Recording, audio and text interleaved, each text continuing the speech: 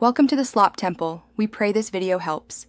You begin by verifying the app version and your device OS so you know compatibility. This prevents wasted steps.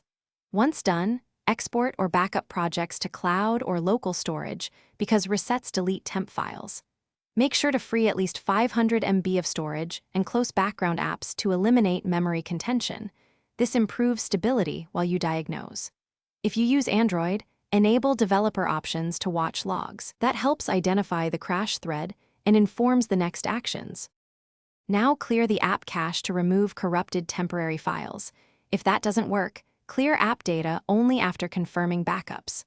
Once cleared, uninstall Alight Motion, reboot your device to flush system resources, then install the latest stable build from the official store to avoid beta instability. After reinstall, open a minimal test project first so you can reproduce the issue quickly. Monitor CPU and RAM.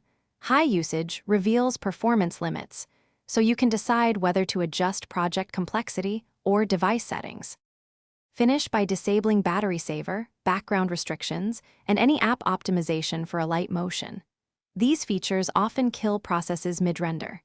Then reduce project resolution or frame rate and split long timelines into shorter segments to lower transient memory spikes. This change directly reduces crash frequency. If crashes persist, collect logs via developer options or logcat to identify the offending module, and only as a last resort consider factory reset.